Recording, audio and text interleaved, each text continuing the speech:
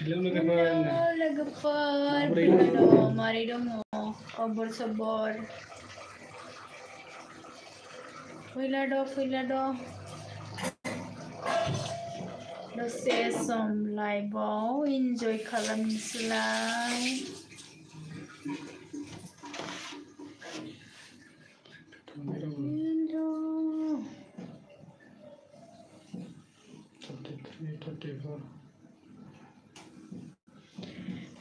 फैद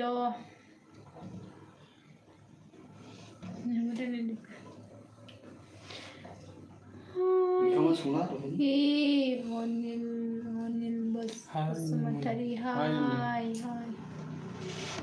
मारै खबर सबर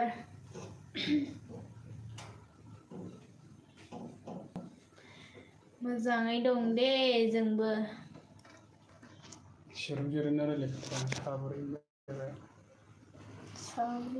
हाय जोंना ओंखाम जाथ'वाखै दे गाहामबाय नै बदियानो गैला जाला फुंनिफ्रायनो साहाल' नामा ओंखाम ओंख्रिलाबायनो दिनैहाय जोंना ओंखामानो एसे लेट जादों दे मोजां खबरालाय मोजाङैनो दङ आंखौ बिराद हामनाय नुदोंना बिराद गाज्रिनो एकदम मेगनफोरा हाबसोजोबनाय बायदि नुबाय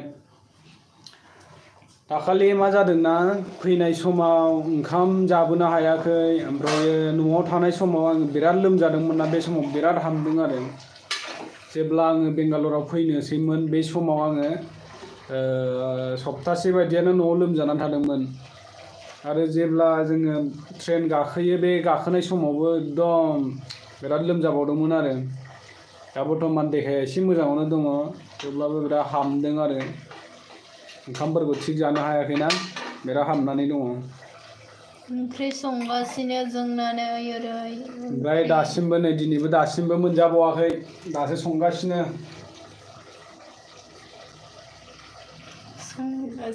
साहा लोंखांबाय जोङो साहा फुङाव साहा लोंदै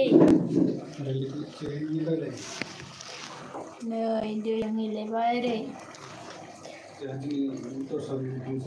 जोंहा दिनै दस्रा रुमाव थांसिगोन दाख्लैनिफ्राय थाङाखैमोन ना जोङो सप्तासे जाबाय दे थांनो मोनथारामोन केमेरायानो बारा मोजां जायासै जोंना रुमखौनो मोनाखैमोन सप्तासे जाबायमोन रुमखौ मोनैया ओमफ्राय दा रुम मोनबाय थांसिगोन आरो दाहाय दा ओंखाम जानानै थांसिगोन रुमाव सोर सोर दं ओंख्रि संखो दिनैहाय दा रुमावनो दङ लोगोफोरनियाव दाख्लै जेराव दंमोन बेहायनो दिनैसो थांसिगोन आरो ओंख्रिया जोंना माबा मामोनलाय दाउ बयलारजों टमेट' जाथ'वाखै आरो जानोसो नागिरदों मोनथ'वाखै संगासिनो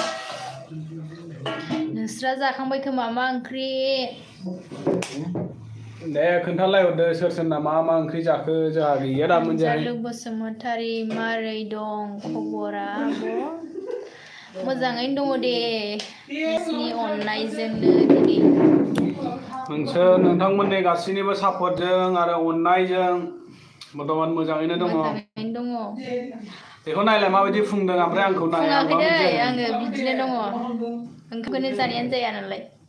मेगनफ्रानो आंना गोसोम जालायखाबाय दा हामनानै बेहा नायलाय रुमाव थानानै मावनाङा दांना थानांगासिनो ना दा रुमाव ओरैनो नङा थानाङाखै आंबो संनांगासिनो ना आं संनानै जाहोबाय थायो बिसोरनो सानफ्रोमबो हौवाफोर संनायाव जागासिनो जाफैनांगौल' आरो खामानियाव थांनानै फैनानै दिनैल' एसे संनो बानानै सेंग्राफोर संदों आरो दिनै थांसिगोन नालाय ओंखायनो बिसिनि संनाय जानानै थांसिगोन आरो जोङो दा हाय मारै दङ कमेन्टफोर हरलाबायदो दे भिडिअफोरखौ हायोबा शेयारफोर खालामना होलाबायदो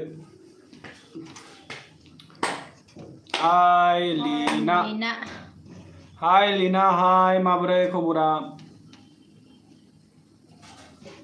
जोंनाथ' मोजाङैनो नोंस्रासो मारै दङ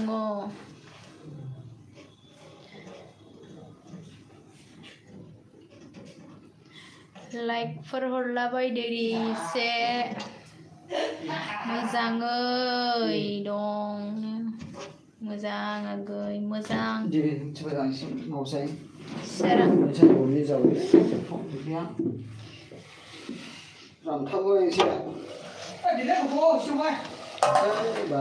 बिराद मोजाङैनो दङ दंनायालाय खबर सबर जोंबो मोजाङैनो दङ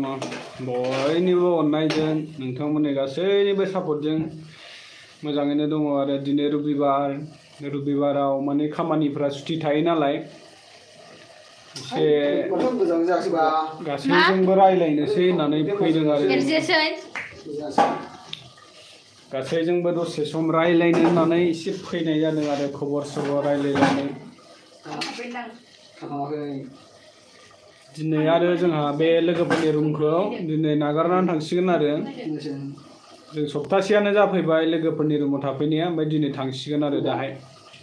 दा दसे थांनानै ओंखाम जाखांनानै बेलासि ओंखारलांनोसै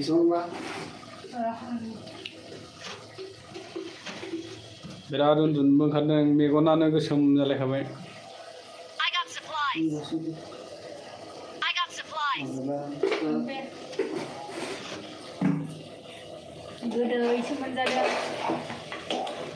जिखुनु जोंना ओंखाम ओंख्रि संग्राया सासे दंखायो नै डेन्जारखा एक्सपार्टनो संनायाव होख्लायगासिनो नै दाउ बयलार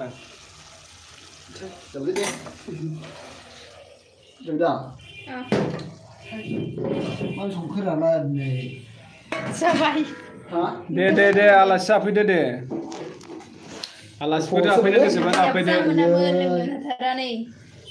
बेदरा माबा जों जागोन बायदि जोंनो लाबोना फैनो जोङो दा बेंगालर माबायाव जयानगर 4 ब्लक होननायाव दङ दा बेनिफ्राय थांसिगोन दायो दा बे 4 ब्लकनिफ्राय जोङो बेलेगाव थांसिगोन आरो बेलेग रुमाव थांसिगोन बेयावनो जयानगरावनोखा ओमफ्रायो एसे माबायाव आरो दे मा होनदों बिस्थिराम नार्जारि आलासि जाफैनो होनो बिथाङा दे आलासिफोर जानोबा फैदो कन्टेक्ट नाम्बारा आंनिया लायोबा लादो दे बयबो खाथियाव दंबा आलासिफोर जाफैनो हागोन कन्टेक्ट नाम्बारा डिसक्रिपसनाव मोनगोन डिसक्रिपसनाव थांनानै लादो ओमफ्राय देवबारावल' फै आलासि जानो जोंनाव खोनाबाय देवबारावल' फै दे जोंना देवबारावबाल' सुटि मोनो दे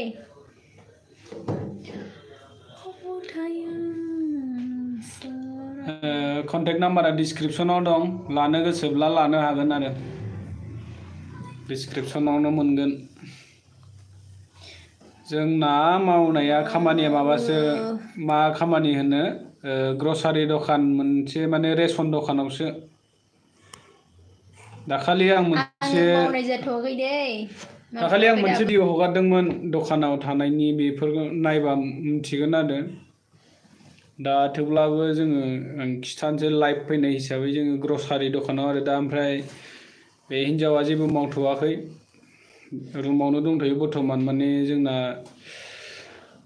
खामानि मावनो मेदामजोंसो नालाय जोंनि मेदामजों बेजों लोगोआव मावफानांगौ आरो दा मेदामा न'आव गैया बेलेग जायगायाव थांनानै दंहैयो आच्छा बेसे मोनो जेन'बा सिकिउरिटियाव बेसे होयो सेलारिफोरालाय बबे जायगायाव थायो मालाबा नुसनबायोबा रायलाय दे नुसनबायफ्राङोबा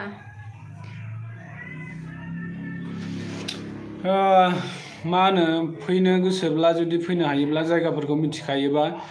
अट' ड्राइभारफोरजोंल' रायलायनानै माबानो हायो आरो फैनो हायो दा बेंगालर जेन'बा मा जायगायाव दंफैयो नोंथांमोना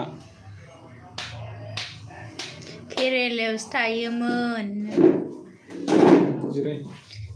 केरेला लिनायानोमोन नामा सिकिउरिटि मावो होननाया लिनायाबा बबे जायगायाव थायो लिना चेन्नाइआव हरखाबाय नामा चेन्नाइआव माथो बिदैखौ फोरानजोबखोसो नोङो थाथोंसै दा माबानाय नङा जानाय माथो बिदैखौ फोरानजोब्बाय नोङो दिनैलाय नै ओंख्रि जासुलाय जादोंरा बेखौ नोङो फोरानजोब्बायब्रा माजों नोगोद जासुलायो जानोबा डेन्जारखा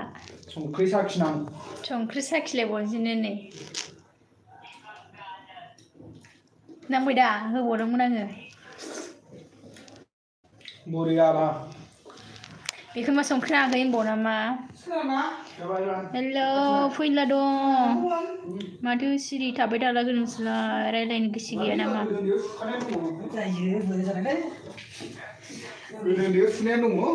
सासे नै बेदर ओंख्रि जानो एकदमबारे आखाइ खारबोलाय जा डेन्जार गोजाखादे बिसोरो गोदोनियाव सुनाया दङ आंनाथ' आखाइखौ सुना आबैमोन सुना होनाया दाबो खाराखै थुलुनसिजों थुखैलायबावोमोन आबैमोना गोदोहाय थुलुनसिजों थुखैलायोमोन मालाय बिसिना बिबौफोरा आंबो जालायो दाबो लाइक नेटनि बिराद प्रब्लेमलै जोंना नेटानो जाया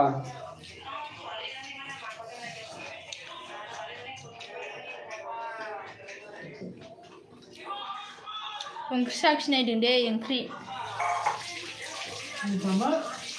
जादों जानायालाय बिदिखौ फोरानजोबदों ओमफ्राय बिदिखौ दोनाखै बियो फैला द' गैया खमायफिनबायसो 12 जनल'सै एभ्रिथिं पारफेक्ट एभ्रिथिं अके जोंना जानाय लोंनायनि लाहार फाहार जानोसै लोगोफोर संजोबखाबाय नै बेदरा मा साइज संखो नायलाय कुकाराव संदों नै ओंखाम मोनाखै नै ओंखामा दासो जानगासिनो मानो होनोबा नैबे गेस सबखाया मोनसेया जाया आरो मोनसेल' जायो अरानो फारसेजोंनो ओंखायनो ओंखामानो दासिमबो मोनजायाखै जोंना बेगफोरखौ गासिबो रेडि दोनहैजोबखाबाय जोङो दा थांनोसैल' आरो माइब्रा ब्लग हाय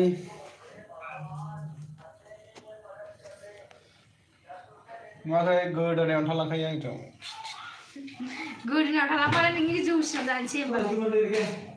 जारलासो जागोनलै बिसोरो फैद' ओंखाम जानोसै दे ओंखामफोर खुरलाबायदो बहायजेनदो ओंखामानो मोनाखै ओंखाम खुरग्रोनो थिनबाय नै बियो नै सिखाजों हासुनाय जागोन नङाबा ओंखाम जानोसै फुंनिफ्रायनो ओंखाम मोनजायाखै हाय माइब्रा रायलायहरदोब्रा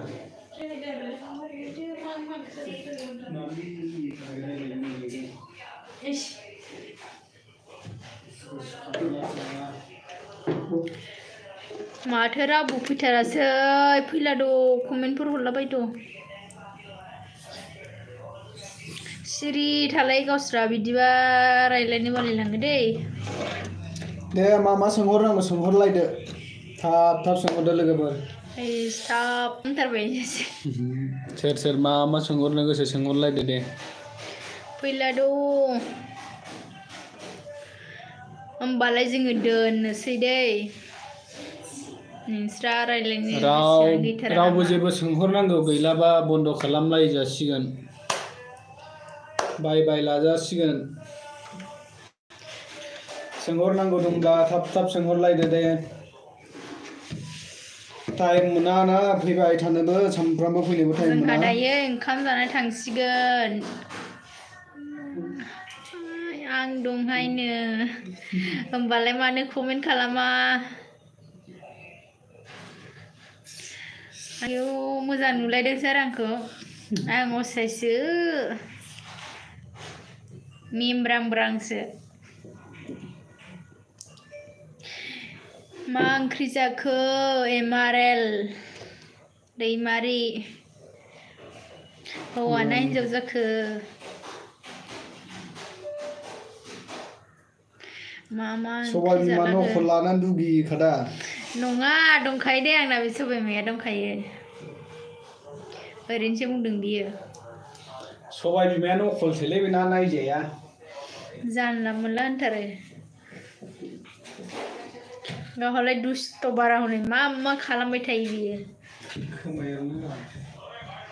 खोमा एरनोसैनो मालाय मा हरलाबायखो इसोलै बाजै बयसो दे अरजाया सोंनायनि थाखाय गाज्रि मोननाङा दे मा बिलाय थायो जों गोदानखाय लालबाग खाथियाव थायो जों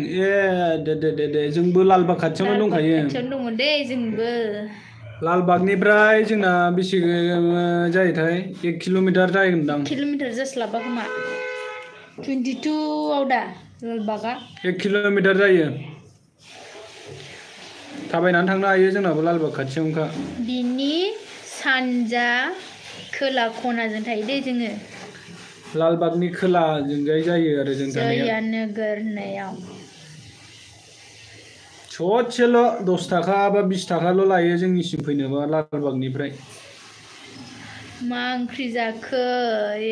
जोंना दा जाथ'वाखै जाहांहांसो माबा नै ओंख्रिया नायनोबा दाउ बयलारजों बेलाय ओंख्रि नै दासो मोनखादों गुदुंनो फुंनिफ्रायनो मोनजायाखै आरो ओंखाम माबागासिनो मालाबा आलासि जागोन नोंसिनाव थांबानो जाबाय दे जों दा बिनिफ्राय थांसिगोन लोगोफोरनि रुमावसो दङ दे दा बेलासियाव थांगोन जोङो ओंखाम जाखांनानै मानानै थांगोन दा हेल'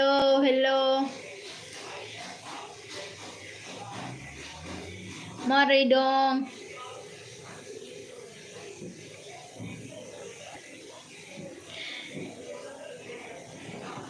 जानो लुगैबायलै जाफैबानो जाबाय गोथाव नुथारदों नामा हौवाफोरनि ओंख्रि संनाया गोथाव जायो दै आंथ' थावा संखायो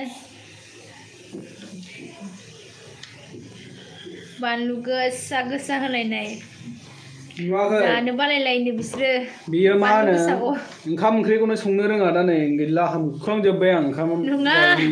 लोमजानानै जाबोदों बियो ओंखामखौनो जाया ओंखामफोरखौनो गोथाव संना होआ दा हामख्रांजोब्बाय मेरु सांमाइख मा सोर जालायखो बैयो फांखि मेरु सांमाइख मा जाखो बेलाय बुजियाबो नाम्बारखौ हरलाय जों रायलायनो मालाबा डिसक्रिपसनाव दङ दे लादो होमबालाय नाम्बारखौ बिस्राम ना मा नाम बिस्राम नार्जारि लिरनानै लादो 63621 ओमफ्राय 90 मोनसे दंबावो दे आरो खिथाफिनबावनोसै मोनसेया 7636008329 बे एयारटेल दे आंखौ मा होनदोंमोन आदाया दलद मा ओंख्रि साखिबाय थायो बियो एकदमबारे आं ओंखाम नायदों ओंखाम संदोंना ओंखाम नायदों ओंखाम मोनथ'वाखै जोंना हेल' मा नामलै बे आयौ गेद्दा गिदि उन्दै सोरनि मा नाम बेलाय हेल' होनहरनाया बे हेल' होनहरनाया हेल'आनोथ' बिया नामानो माबोरै गेद्दा गिदि जाखो हेल' हाय नामा आं ओंखाम नायनि दे र'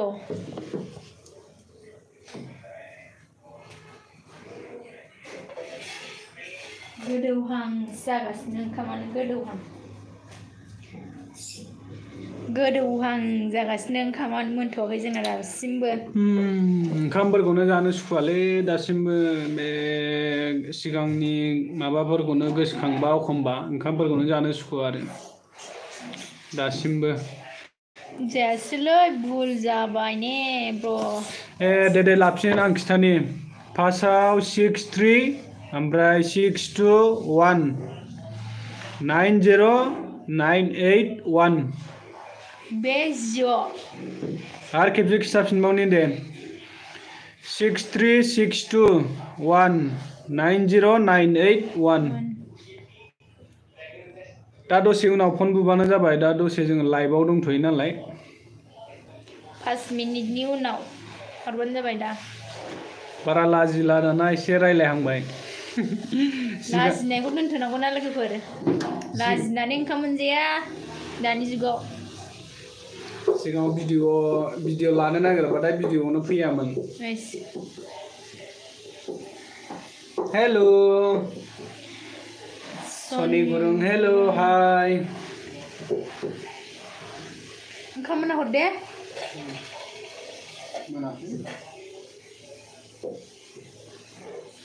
हेल' बिदिनो जानांगौ माजै जानांगौबोथ' आरो सम सम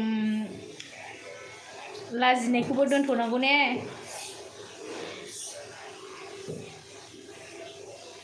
मा हरखो बियो मोजां सिनायलाय लाङा दे आंना मेगना बेसे आनलिटसो गेम अभार ओके बिस्राम थेंक इउ ब्र गोजोन थाबाय लाइभआव फैनानै सापर्ट होफैनायनि थाखाय रोजा रोजा साबायखर दा दसेनि उनाव फन खालामदे सम लाइभ फैबाय था दे जागोन दे फैगोन दे माने जोंना रबिबारबाल' मा होनो बिदिखौ दैलिक रबिबाराव मोनसे लाइभ फैगोन नोंथांमोना नेनानै थाबाय था बयबो रायलायनो गोसोब्ला रबिबार आरो बिदिनो सानफोराव मोनो होमबाबो टाइमा हास्लाबा आरो आंनाबो दङ ओमफ्राय आं हगारनो बायो दे आंनाबो इउटुब चेनेल दं मोनसे आं हगारनो बायो बेहाय दङ आंनाबो हगारनो लाजियो आङो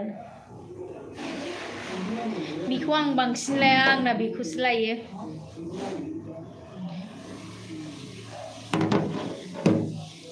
आंना बेलेगसो आरो आलदा बेहा गावनि चेनेलावसो हगारनानै मा होनो बिसिखौ बेखौ आं लाया दै फैला द' मा खमायनायनिफ्राय खमायलांगासिनोसो अके मारेल दैमारि अबेनि नोंलाय मारेल दैमारि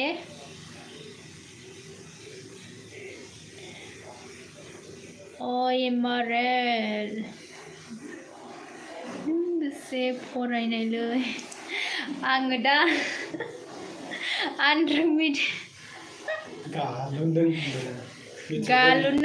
गालुननाय बे समाव आं माबा होनाय समाव एकदमबारे अखायानो बिराद हाथारदोंमोन ना मेट्रिक होनाय समाव अखा बारा हानानै गालुनदोंनो एकदमबारे थान्दा बारा जानानै एकदमबारे गालुनफ्रांदों बोरैबा गोजांनायजों माजों अखानायजों माजों गालुनानै गोग्लैलांदों आरो नोंहालाय नोंहा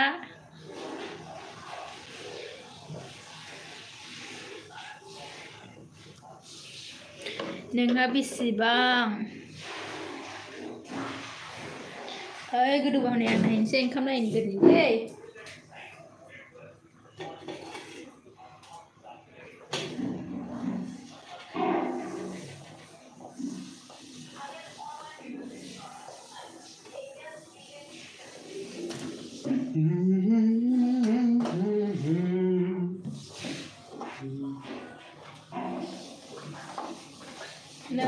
ओंखाम संगासिनो ओंखाम मार गारबावनांगौ बिसोर गुदुं ओंखामाबो आयु नोगोर गारनो गिखायो आङो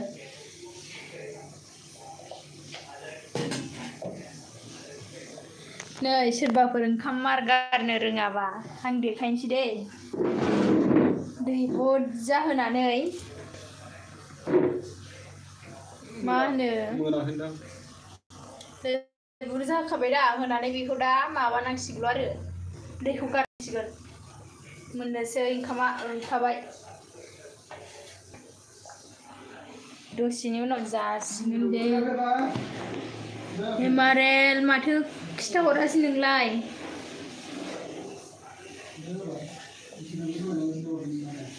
नै रायलायफैद' आं माबा ओंखाम माबादों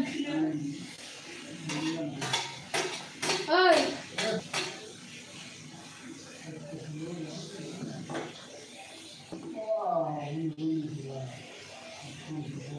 नै सोरबा सोरबा फन हरलाबायदों नायफैयाबो आं फन नायनायखौ नामा नोङो एमारेल बिए कमप्लिट खालामना थाबाय आं दे नोंस्रा मोजां फरायनो हाबाय जोंहाथ' गैया नंबर 2 अरे भाई नंबर क्यों चाहिए आपको अरुण तिलवार सोरबा नोंस्रासो मालाय बिए माबा माबि फरायनो हाबाय जोंहाथ' गैया गोरिब अबस्था फरायनो मोनाखै जों फरायनाय समाव बिराद खस्थ' जादों रुलायनानैसो जानांलायदों जोङो हम लोग आसाम से हो अभी बेंगलोर में रहता है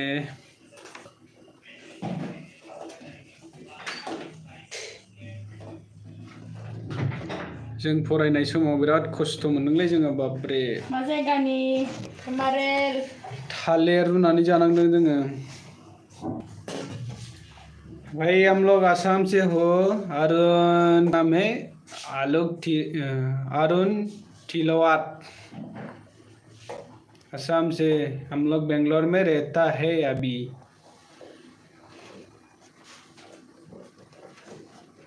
आप कहाँ से हो आप कहाँ से देख रही है हमारा वीडियो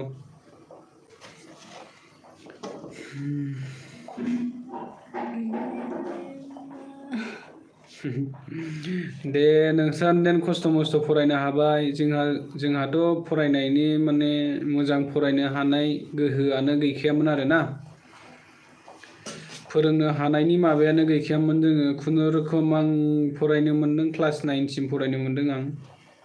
बेनि उननिफ्रायनो एडमिसन लानो हायाखै गोजानाव बिदिनो खारनांबाय थादों गावनि उदैखौ सुफुंनो थाखाय बा मोनसे न'खरखौ माबानो थाखाय जोङो खारनांगौ जादोंना आरो बिदिनो लासै लासै हाबा जाखांनायनि उनावबो नोंथांमोनाथ' जोंनि माबाखौ नुखाबायानो काहानिफोरखौ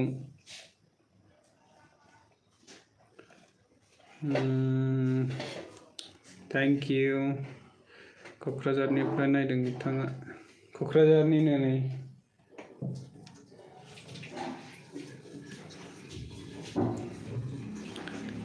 दे मोजाङैल' फरायलांदो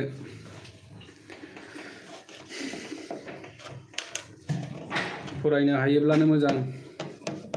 खस्थ' खालामनानैबाबो फरायनो हायोबाथ' बिराद मोजां बिराद गोसो दंमोन ना जोंहाबो फरायनायनि ओमफ्रायो माथो खालामनो गोरिब अबस्था फोरोंग्राफ्राबो फोरोंनो हायासै एडमिसनखौनो लानो हायासै उन्दैनिफ्रायनो मालायनावसो थानानै फरायखानायमोन आरो मालायनाव थानानै देरबोनायमोन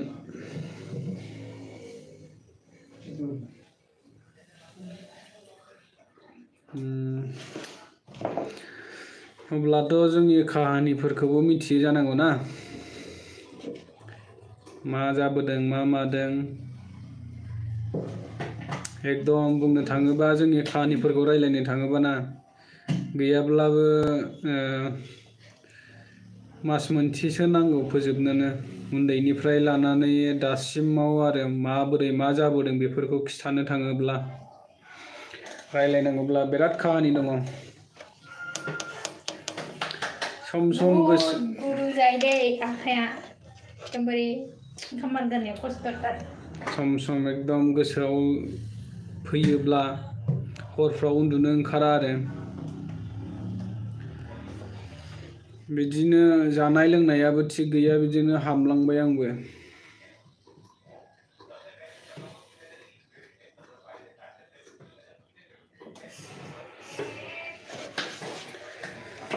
माथो खालामबावनो दा जाबाय गोसोआव दुखुफोरखौ लानानैब्लाबो मावनांगौ जासिगोन आरो खामानिफोर खस्थ' दा जेन'ब्ला जोङो बुंनो थाङोब्ला गोदान संसार जानाय बायदिसो जाबाय नङा होमबा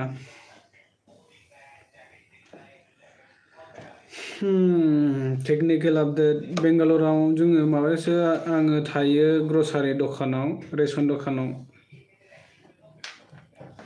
रेसन दखानाव थायो आरो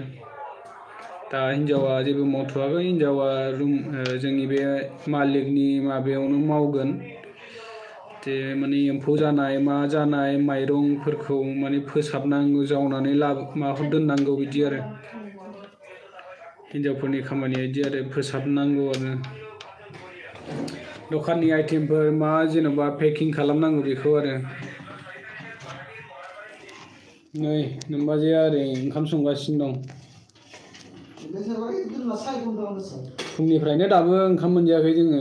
दासो माबागासिनो नै रेडिनो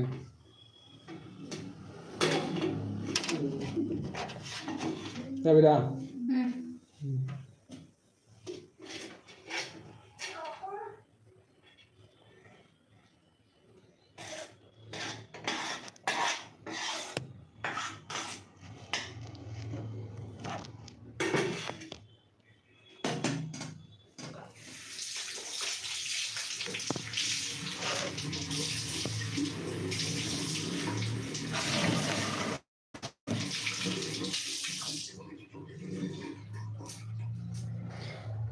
जासिगोन दै जोङो ओंखाम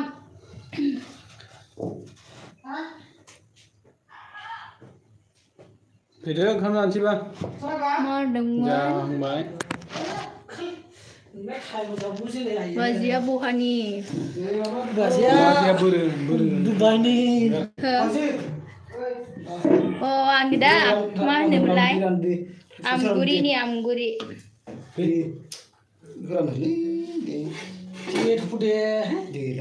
मोनथ'वाखै दै मोनहांहांसो अननानै सापर्ट खालामबानो जाबाय दै मोनहांहांनि दङ मोनथ'वाखै दासिमबो फैथ'वाखै मोनथ'लायाखै मोनसिगौमोन जोङो माबा भिडिअखौनो एकदमबारे टाइम मोनैखाय हगारनाय जाथ'वाखै आरो स' लोगोफोर ओंखाम जानोसै जोङो र' दै आं ओंखाम खुरना होगोन नै रायलायबाय था दै ओंखाम जानोसै जों ओंखाम जानोसैलै लोगोफोर मालाबा रायलायफिनसै दे बाय बाय